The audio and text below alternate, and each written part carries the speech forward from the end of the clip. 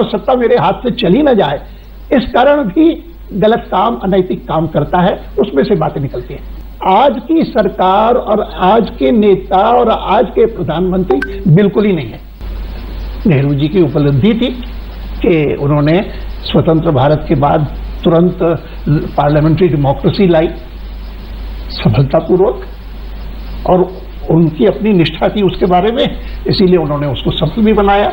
उसी प्रकार से इंदिरा गांधी, उन्होंने काम किया, उन्होंने ये काम किया कि पाकिस्तान के 2 टुकड़े कर दिए, बांग्लादेश बना दिया, उपलब्धि थी। लेकिन उसके साथ साथ उन्होंने ये एक इमरजेंसी लगा करके और इतना नुकसान किया देश का कि जिसके कारण लोकतंत्र बचेगा कि नहीं बचेगा, इसके बारे में भी लोगों को चिंता हुई।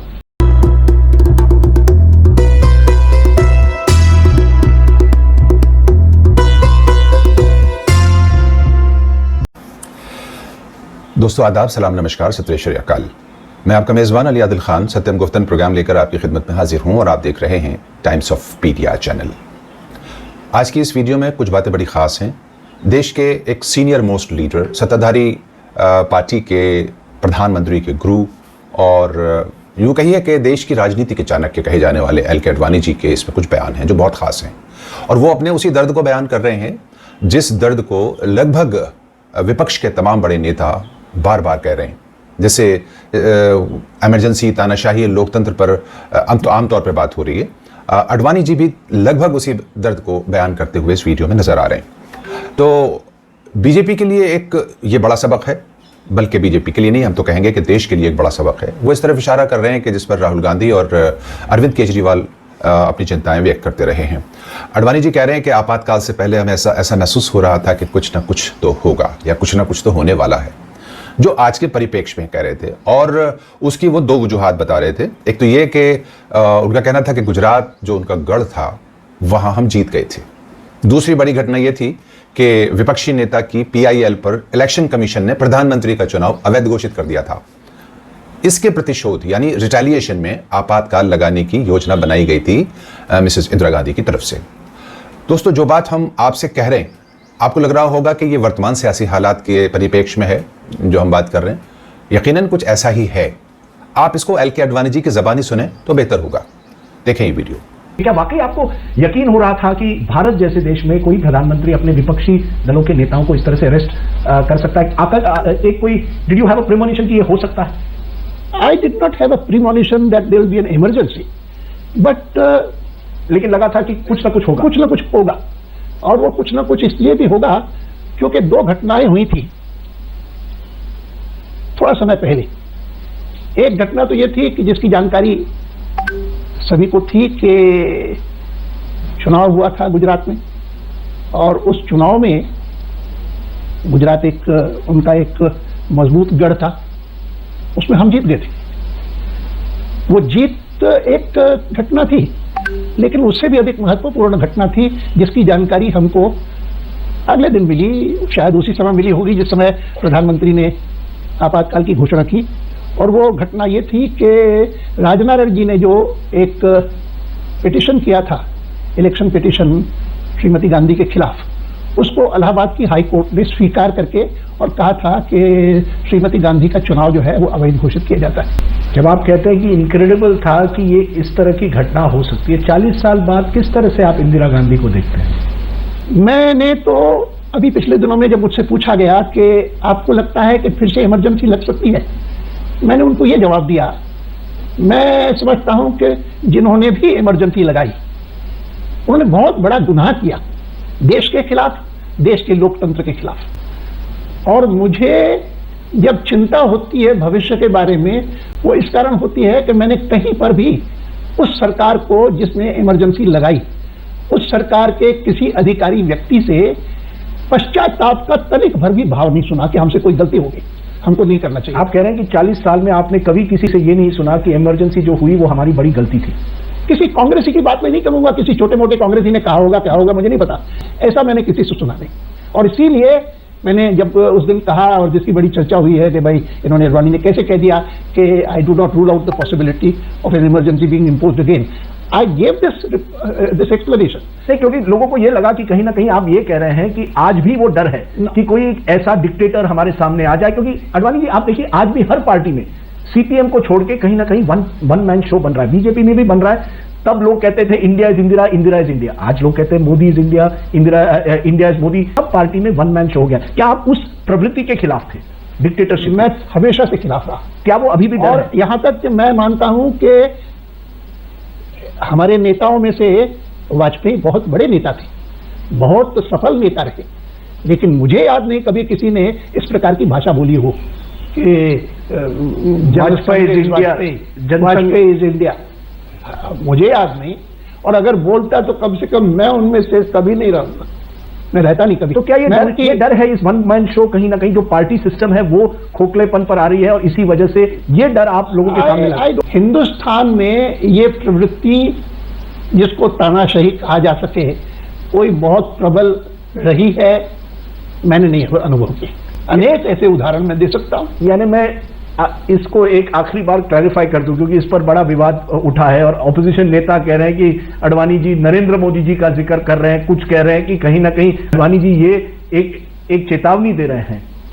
मुझे खुशी है कि कम से कम हमारे एक प्रवक्ता ने, वो नेता नहीं है हमारे जी, एमजे अकबर, उन्होंने कैटेगोरिकली कहा कि उनके मन में आज की सरकार और आज के नेता और आज के प्रधानमंत्री बिल्कुल ही नहीं है। क्योंकि आपने कहा forces that can crush democracy are stronger, यानी जो लोकतंत्र को जो ताकतें हैं जो लोकतंत्र को खत्म करना चाहेंगी वो और मजबूत हो गई है। इसका क्या और मजबूत नहीं हुई है, वो आज भी हैं। अब इस वीडियो को देखकर आप बहुत सी बातों का अंदाजा लगा चुके होंगे कि अडवाणी जी वर्तमान पार्टी, अपनी पार्टी के नेतृत्व से बहुत दुखी नजर आ रहे हैं और वो ये कहना चाह रहे हैं कि देश सही हाथों में नहीं है। अडवाणी जी अपने दर्द को कुछ झिझक के साथ और एक हेजिटेशन के साथ कह रहे हैं, लेकिन दर्द उन्होंने अपना रख दिया है। वो ये भी कह रहे हैं कि आज लोकतंत्र को खत्म करने की कोशिश की जा रही है और देश तानाशाही दौर की तरफ बढ़ रहा है। ठीक यही बात अरविंद केजरीवाल, जैसे हमने अभी कहा, और अरविंद केजरीवाल और राहुल गांधी करते रहे हैं। साथ ही अडवाणी जी के कहने का तात्पर्य यह भी है कि जो लोग आज सत्ता में हैं उनको सत्ता के छिन जाने का खतरा सता रहा है। यह बहुत इंपॉर्टेंट बात है, इस पर आपको अंडरलाइन करने की जरूरत है। सत्ता के छिन जाने का खतरा। फिर आगे वो ये कह रहे हैं, जब कोई आदमी सत्ता के सिंहासन पर बैठ जाता है तो उसके सत्ता के यानी छिन जाने का उसको जो खतरा सताता है, जिसकी वजह से वो कई अनैतिक और उल्टे पुल्टे काम करने लगता है। उनका इशारा यह भी है कि सत्ता चले जाने के डर से के कारण इमरजेंसी लगाई गई थी, मिसेस इंदिरा गांधी ने लगाई थी, जिस तरह के हालात आज बन रहे हैं। इशारों में अडवाणी जी वर्तमान प्रधानमंत्री के चीन के साथ हैंडलिंग को उनका फेलियर भी बता गए। हालांकि वो बात उन्होंने नेहरू के परिप्रेक्ष्य में कही है, लेकिन इशारा उनका आज के ही परिप्रेक्ष्य में है। हालांकि उन्होंने ये बात, मैंने जैसे अडवाणी जी खुलकर ये नहीं कह पा रहे हैं कि राम मंदिर का सियासी वृक्ष तो मैंने लगाया और आज मोदी तुम उसके फल खा रहे हो, लेकिन उसका दर्द तो उनको है। आगे अडवाणी जी जो हैं वो मोदी सरकार की नीतियों को लेकर अपना दर्द बयान कर रहे हैं, बार बार बयान कर रहे हैं। इशारों में मोदी जी के गुरु बहुत कुछ कह गए हैं। समझदार को इशारा काफी है और आगे भी कुछ इसी तरह इशारे अडवाणी जी अपनी बात में राजदीप सरदेसाई के साथ होने वाली जो आज तक पर बातचीत है उसमें कुछ कह गए हैं। आप इस भाग को भी सुन लीजिए। मैं मानता हूं कि राजनीतिक क्षेत्र में आए हुए लोग, खास करके जो सत्ता के निकट पहुंच गए हैं या सत्ता में रहे भी हैं, उनके लिए सबसे बड़ी बात जो है वो ये है कि जो हमारे पास ताकत अर्जित हुई है, वो धन की ताकत हो चाहे सत्ता की ताकत हो, वो हमारे हाथ से निकलनी नहीं चाहिए। ये मन में जो इच्छा है, उस इच्छा के कारण कई सारे दोष होते हैं, कई सारे अनैतिक कार्य होते हैं। यहां तक कि मैं मानता हूं कि जैसे सत्ता में आने के बाद धन अर्जित करने की इच्छा है और वो धन अर्जित करने की इच्छा के कारण आदमी अपराध करता है, उसी प्रकार से अगर सत्ता मिल गई तो सत्ता मेरे हाथ से चली ना जाए, इस कारण भी गलत काम, अनैतिक काम करता है, उसमें से बातें निकलती हैं। लेकिन ये डर कहीं है आपको कि एक व्यक्ति पूजा में लग जाते हैं, ये डर है आपको कि व्यक्ति, हमारे आपने वाजपेयी जी का उदाहरण दिया, वाजपेयी जी के जमाने में या आपके जमाने में व्यक्ति पूजा नहीं थी पार्टी में, आपके पार्टी में नहीं थी, शायद कांग्रेस में भी एक जमाने में व्यक्ति पूजा नहीं थी। आज सभी पार्टियों में व्यक्ति पूजा शुरू हुई है, बीजेपी में भी शुरू हुई है। सर, क्या आप मानते हैं कि ये एक डर है आपको? सत्ता हाथ से निकल जाए इसकी चिंता लगी रहेगी और सत्ता हाथ से निकल जाए, इसकी चिंता के कारण ही बहुत सारे दोष होते हैं। और वो इमरजेंसी इसी वजह से हुई। आपको लगता है कि इंदिरा गांधी को डर लगा कि सत्ता मुझसे चली जा रही है? सही बात। नेहरू जी की उपलब्धि थी कि उन्होंने स्वतंत्र भारत के बाद तुरंत पार्लियामेंट्री डेमोक्रेसी लाई सफलतापूर्वक, और उनकी अपनी निष्ठा थी उसके बारे में, इसीलिए उन्होंने उसको सफल भी बनाया। लेकिन कुल मिलाकर के जितनी सारी उनकी प्लस पॉइंट्स थी, उसमें एक उनकी हैंडलिंग ऑफ चाइना, और चाइना का उनका हैंडलिंग गलत था, और उसके दौरान आर्मी को इतना कमजोर कर दिया कि एक ह्यूमिलिएटिंग डिफीट का सामना करना पड़ा भारत को। उसी प्रकार से इंदिरा गांधी, उन्होंने काम किया। उन्होंने ये काम किया कि पाकिस्तान के 2 टुकड़े कर दिए, बांग्लादेश बना दिया, उपलब्धि थी। लेकिन उसके साथ साथ उन्होंने ये एक इमरजेंसी लगा करके और इतना नुकसान किया देश का कि जिसके कारण लोकतंत्र बचेगा कि नहीं बचेगा, इसके बारे में भी लोगों को चिंता हुई।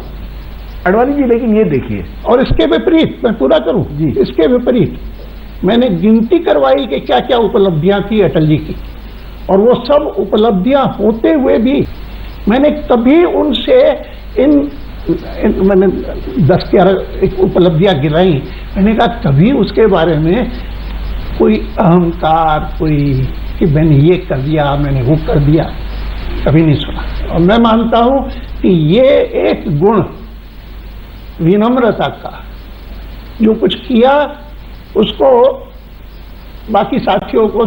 अडवाणी जी, ये जो आपकी कमेंट है, लोग अब कंट्रोवर्शियल मानेंगे कि अडवाणी जी कह रहे हैं कि आज के नेता अहंकारी हो गए हैं। आप बड़ी बात कह रहे हैं कि आज के नेताओं, मुझे लगता है, मैं खुद कहूं कि आज के नेताओं में वो विनम्रता नहीं है जो मैंने आपके जमाने के नेताओं में देखी है। मैं संघ का स्वयंसेवक बना 14 साल की आयु में, और 14 साल की आयु से लेकर के आज तक मैं मानता हूं कि राजनीति एक ऐसा क्षेत्र है कि जहां पर जिसको भी सत्ता मिलती है उसको बहुत अधिकार प्राप्त हो जाता है।